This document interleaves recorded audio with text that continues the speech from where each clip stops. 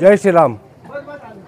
खरं तर आज अयोध्येमध्ये देशाचे पंतप्रधान नरेंद्र मोदी यांच्या हस्ते प्रभू रामचंद्र देवस्थानचा ये लोकार्पण सोहळा संपन्न होत असताना नारायणगावमध्ये जशी अयोध्या साकारली आहे अशा प्रकारचं नियोजन शंभूराजे युवा मंच असेल, त्याचप्रमाणे बजरंग दल नारायणगाव असेल यांच्या वतीने हे नियोजन करण्यात आलं आहे।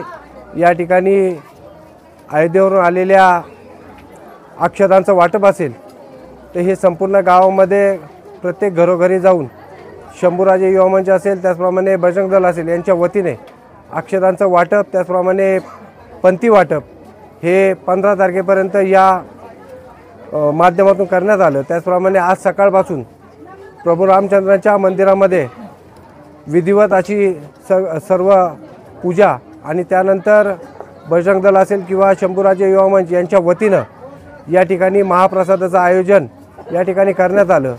भाऊ, सांगायला अत्यंत आनंद होईल की सकाळपासून 6000 पेक्षा जास्त लोकांनी या ठिकाणी अन्नप्रसादाचा लाभ घेतला आणि हा लाभ घेत असताना आज दिवसभराच्या नियोजनामध्ये आता थोड्याच वेळामध्ये या ठिकाणी प्रभू रामचंद्रांची मिरवणुकीचं नियोजन या ठिकाणी मोठ्या प्रमाणामध्ये आहे। त्यामध्ये लेझिम पथक असेल, त्याचप्रमाणे मर्दानी खेळ असतील अशा प्रकारचं, त्याचप्रमाणे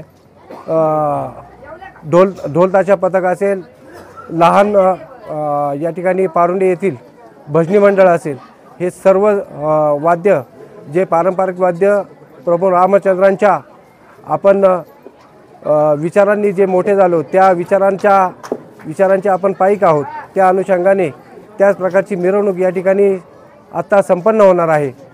जय श्रीराम, जय श्रीराम, जय श्रीराम, जय जय श्रीराम।